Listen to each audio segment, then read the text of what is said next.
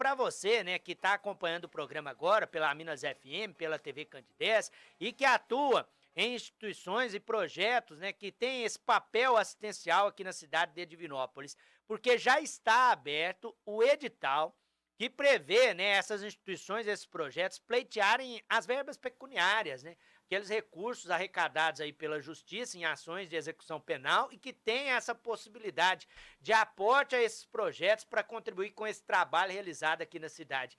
Para falar um pouquinho mais sobre esse assunto importante, né, inclusive trazendo essa orientação aí para você que está ligado aqui no programa, eu recebo ao vivo aqui nos estúdios da Minas FM o doutor Francisco de Assis Correia, ele que é juiz da Vara de Execução Penal aqui da cidade de Divinópolis e que está sempre à frente, né, dessa articulação importante, né, e desses projetos também que são contemplados aqui na cidade. Primeiro, bom dia, viu, doutor Francisco? É um prazer receber o senhor aqui ao vivo no programa. Seja bem-vindo.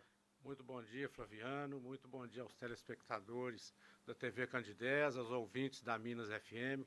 O prazer é nosso estar aqui e poder contribuir com a divulgação dessas informações. Inclusive, o edital ele foi aberto nesta semana, no dia 2 de junho. Sim, a publicação dele foi recente, né? Então, é um edital assim um pouco trabalhoso, porque trata-se de verba pública e isso a gente tem aquele tratamento e o compromisso com a transparência.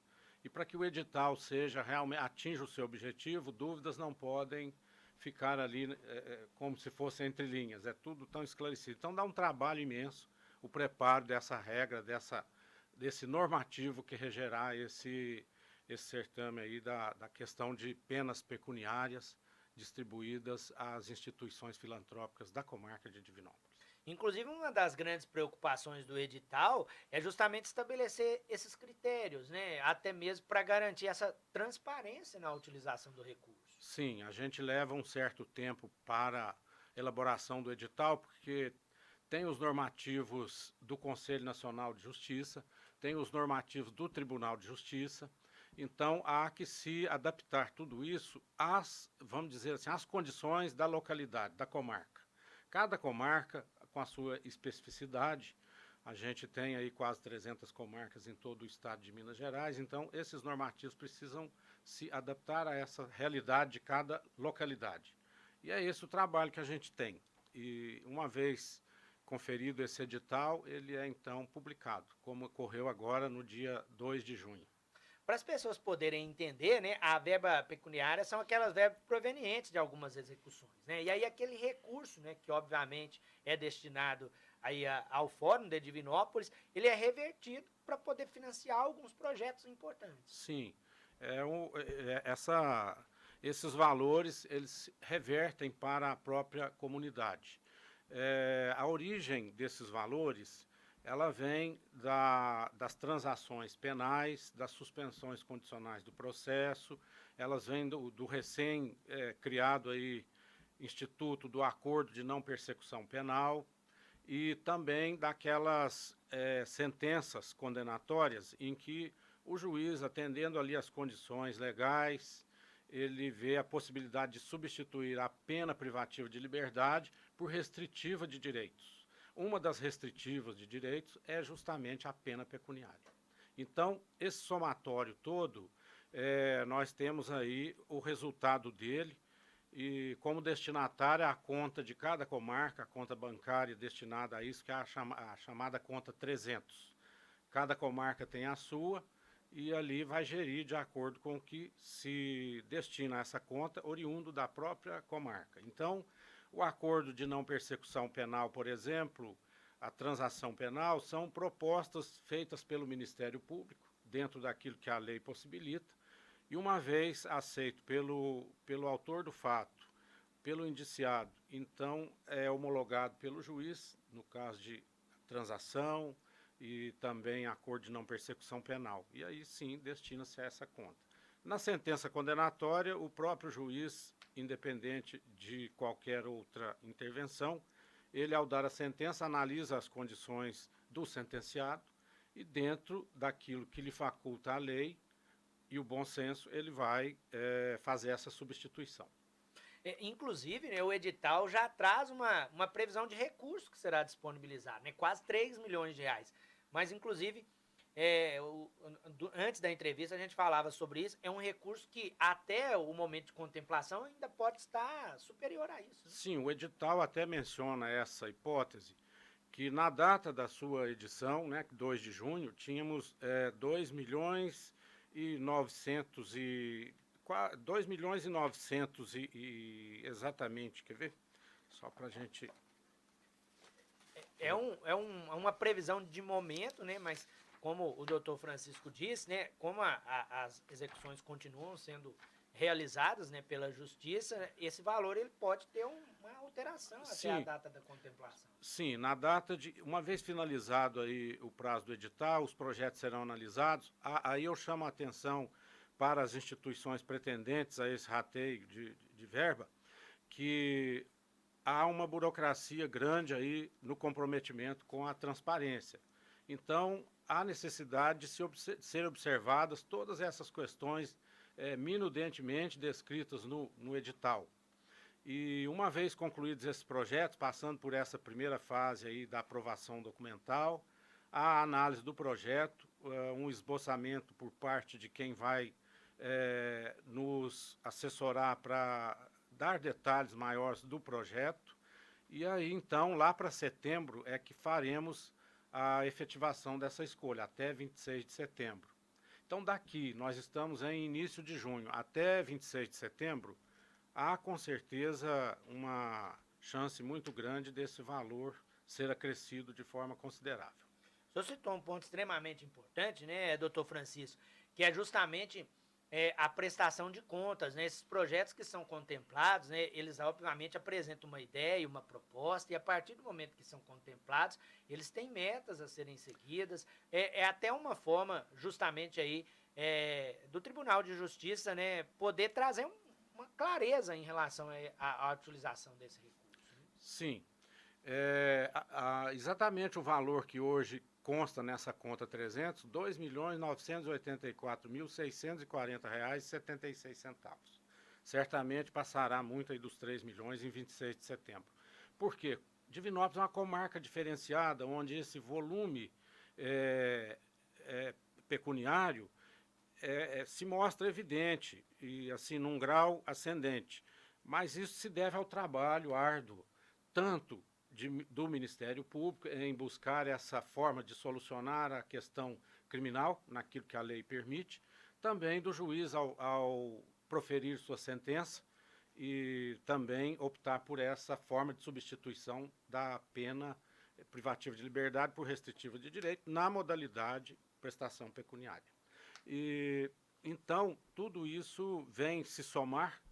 Eu sei que ao longo dos anos, a partir de 2014, quando nós passamos a seguir as determinações do Conselho Nacional de Justiça, que a partir daquele ano é que se expandiu para o trabalho dessa forma, antes era feito pela própria comarca, agora já seguindo esse normativo do Conselho Nacional de Justiça. Foram aproximadamente, de lá até hoje, 13 milhões de reais distribuídos aí na comunidade divinopolitana, sendo que desse total a construção da APAC, que até então orça um custo de aproximadamente 5 milhões. Esse é um ponto importante, né? Porque hoje, né, esse recurso ele assiste projetos diversos, né? A gente pode citar, por exemplo, o próprio Complexo Saúde São João de Deus, que já teve projetos contemplados, né? Mas também projetos considerados macros, né? A construção da sede própria da APAC, por exemplo, né, é um desses projetos, né, que hoje existe com recurso de verbas pecuniárias. Exclusivamente da comarca de Divinópolis. Então, a nossa APAC aqui, ela não teve custo, não teve custeio na sua construção por parte do Executivo, do Poder Público Estadual. E aí ficou apenas a parte de recurso humano, que é custeada pelo Executivo Estadual, né? O corpo de servidores lá da APAC, porque a direção é voluntária, assim como há um voluntariado também, mas naquilo em que está fora desse voluntariado, o Estado de Minas Gerais é que mantém a folha de pagamento desses servidores. E para ter uma ideia, né, a importância e a eficiência desse recurso, né, a PAC é um exemplo disso, né, doutor Francisco? Ah, sim. Porque hoje ela realiza um trabalho extremamente importante, né, de ressocialização de detentos. Isso diminui a incidência do crime, enfim. É um projeto que a Justiça de Divinópolis acredita. E o Tribunal de Justiça, de forma mais abrangente, abraçou a causa APAC, tanto que a tornou uma questão institucional. Então, ela já é parte da administração do Tribunal de Justiça, na sua parte de apoio e divulgação. Tanto que Minas Gerais é o estado da federação que mais APACs tem. Nós temos aí, atualmente, 49 unidades. 41 unidades masculinas, como o caso de Divinópolis, e 8 unidades femininas. Divinópolis também há uma pretensão aí de, no futuro próximo, criar essa unidade feminina, com a disponibilização de 40, 50 vagas.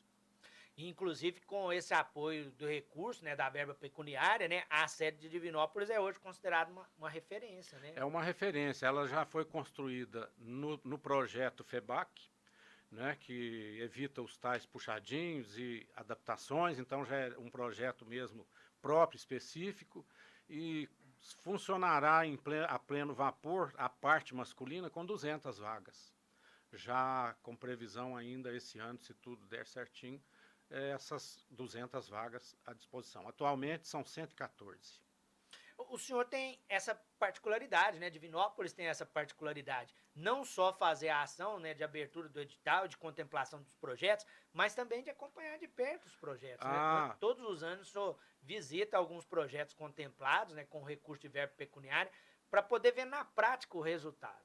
Sim, é um compromisso nosso, até para a valorização do próprio trabalho da instituição, estar ali sendo fiscalizada por órgãos que têm a vinculação com a liberação desses valores. Então, nesse particular, Divinópolis tem esse diferencial. A gente programa, ao longo aí da execução do projeto, nós fazemos diversas visitas.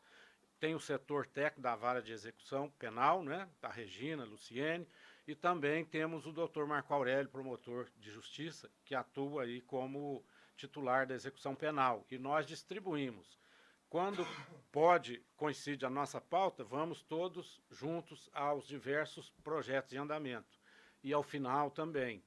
E não só em uma visita no início ou no meio, nós vamos diversas vezes acompanhando a execução do projeto. Depende da nossa disponibilidade de pauta de audiências. Então, há uma boa vontade de todos nesse particular e um compromisso muito sério, levado a sério mesmo. Então, tem esse diferencial. O pessoal vê a participação direta, a atuação direta de quem libera, de quem analisa projetos. E a equipe toda, a vara de execução penal, então, todos ali que ali trabalham são comprometidos com essa questão do correto cumprimento dessas questões de pena pecuniária. Ficam em cima, atualizando os processos, aqueles que atrasam os pagamentos, há intimação via WhatsApp. Então, assim, todo esse somatório de boa vontade é que tem aí esse resultado positivo, graças a Deus. Mas é um comprometimento extremamente importante, né, na transparência e na clareza até da prestação de contas, né, e do resultado e da entrega. Né? Sim, isso leva ao próprio cumpridor da medida aquela certeza de que está cumprindo e está vendo o resultado daquela opção que ele fez de, ao invés de cumprir de outra forma, fazer a opção, quando isso é possível, por prestação pecuniária. Isso, eu creio que também é um dos fatores que incentiva o cumpridor da medida a andar em dia com o pagamento. Nós temos raríssimos casos aí de inadimplência e quando isso ocorre, às vezes, é porque a pessoa realmente não teve condição. E na execução penal, o juiz tem essa faculdade de readaptar a forma de cumprimento dessa medida, desse apenamento. Então, a gente está aberto a isso e os advogados que militam na execução penal sabem disso, da flexibilidade que tem. Então, isso tudo gera uma boa vontade de todos os lados e leva a esse resultado positivo. O senhor citou agora há pouco, né, o edital prevê quase 13 milhões de reais, né, para destinação aos projetos. Esse valor tem permitido contemplar aí uma média de 90 a 100 projetos por ano. É a expectativa também para 2025, doutor Francisco? Sim, o que nós temos, por exemplo, assim, se não me falha a memória, o maior número de projetos que nós já atendemos em um único edital foram 92 instituições há anos, né? Lá ainda nos primórdios desse normativo que está em vigência.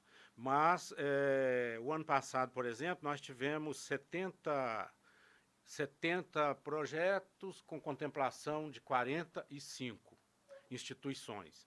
Então, às vezes, uma instituição apresenta mais de um projeto. Vou dar um exemplo.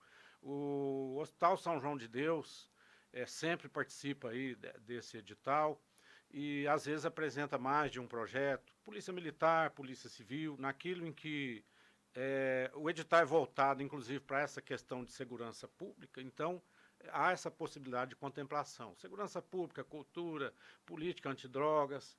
Então, é uma gama vamos dizer assim, de possibilidades. E o Hospital São João de Deus, houve uma época, eu vou citar ele como exemplo, na época, por exemplo, da pandemia, né, que não se publicou edital, por própria determinação superior, mas nós tivemos a oportunidade de fazer repasses, ainda sem o edital, a instituições que realmente precisavam. Aí eu cito o Corpo de Bombeiros, que foi destinatário até de ferramentas para trabalhar naquela época. Houve aí um número grande de incêndios, então contou aí com um projeto contemplado, sem edital, com a devida justificativa pela pandemia, e adquiriu ferramentas para o próprio trabalho no seu dia a dia. Hospital São João de Deus, vou dar um exemplo, cama ou mesa cirúrgica, não sei qual o nome técnico, foram 2, me parece que na época, além de, por exemplo, geladeiras para conservação de medicamentos de alto custo. Chegava para nós a notícia, através da administração do hospital, ao fazer a entrega desse pedido no projeto, de que havia ali uma perda de medicamentos de alto custo, né, oncológicos até, e que por falta de acondicionamento adequado. Então, nós liberamos a verba apresentada lá para esse fim, para a aquisição de 3 ou 4 geladeiras desse porte, e fomos surpreendidos que, com o mesmo valor, o desdobramento daquela equipe de São João de Deus os levou a adquirir 7, não 4 ou 3 como previsto, mas conseguiram descontos e parcerias e adquiriram 7. Então, isso é uma felicidade imensa para nós que administramos, assim, gerimos essa condição de distribuição da verba, em nome da comarca de Divinópolis, porque há que se ficar claro que não sou eu, pessoa, Francisco, mas o gestor da vara de execução penal, por determinação legal, é que é o gestor desses valores. Então, quando se referem a mim, na verdade, é toda a equipe de juízes da comarca de Divinópolis. É um testemunho que mostra como o recurso é eficiente no atendimento à população, né, através desses projetos, através dessas instituições, né? E é importante dizer, né, doutor Francisco, que o edital foi aberto essa semana e tem prazo, né? Os projetos que querem pleitear esse recurso precisam apresentar a proposta dentro do prazo estipulado no edital. Sim, hoje é tudo apresentado de forma eletrônica ou digital, de modo que registra-se ali o último minuto do último dia de prazo. É igual ao imposto de renda, passou o minuto do dia seguinte, você já perdeu a oportunidade. E no edital passado, eu me lembro de algumas instituições que não se atentaram para isso. Me deu assim um pesar muito grande, mas não pudemos fazer nada. Já tinha passado, questão de minutos ou horas do encerramento do prazo do edital. O edital, gente, traz essa previsão legal do término, né? Então tem que se adaptar ao prazo para poder aí, obviamente, poder participar, né? A gente vai deixar todas as informações para você no portal sistemampa.com.br, inclusive com a questão das datas, né? Para que os projetos, as instituições possam aí participar e seguir todas as orientações também do edital. Queria agradecer a presença do doutor Francisco aqui, parabenizando, viu? Toda aí a vara de execução penal de Divinópolis, né? Por esse envolvimento, né, nesse projeto tão importante, colocando isso mesmo como prioridade, viu? Parabéns, doutor Francisco, pelo trabalho que o senhor e toda a equipe realiza. Pois é, a gente agradece, Flaviano, e eu transfiro esse agradecimento que é feito aí por você, né? Eu transfiro aos meus colegas juízes, a toda a comarca de Divinópolis, a todos aqueles servidores que se empenham para esse resultado positivo. A cada ano nos surpreende, porque vem mantendo, aumentando esse valor pecuniário e a possibilidade da gente, inclusive, auxiliar. Eu fico aqui, convém fazer vamos dizer assim, uma nota que as escolas, principalmente, quando apresentam seus projetos, a gente tem aquela satisfação de analisar e, uma vez satisfeitos os requisitos do edital, destina-se aquela verba. E qual é o nosso prazer e a nossa satisfação? Ao irmos até a escola, eu cito a escola como exemplo, mas há outras diversas instituições, a gente vai até lá e constata que com aquele pouco dinheiro se fez muito. Ou seja, a verba pública, se bem administrada, ela realiza milagres. Isso nós podemos ver assim em diversas instituições, escolas principalmente, quando você destina 2, 3 mil reais e não sabe como aquilo se multiplica no que é aquele projeto que estava ali, que tanta gente poderia ajudar, mas por falta de oportunidade, por falta de divulgação, não é levado ao conhecimento de quem poderia ajudar. Então, essa questão do judiciário, através da conta 300, os projetos apresentados, fica tudo registrado. E a gente está aberto para isso mesmo. E a ótima oportunidade é agora, né? Você que tem um projeto que contempla aí todos os critérios, né? Você pode, obviamente, ter essa oportunidade de financiar aí a ação, né? Trazendo benefício para a população. Muito obrigado, doutor Francisco, pela presença. A gente é que agradece, estamos sempre às ordens. O espaço está sempre aberto para que o senhor volte mais vezes, né? E eu reforço aqui que a entrevista na íntegra, ela fica disponível para você lá no portal sistemampa.com.br. Como eu disse, a gente vai deixar todas as informações também sobre a publicação do edital, né? Para que as instituições possam tirar as suas dúvidas. Logo após o programa, é só acessar o portal sistemampa.com.br.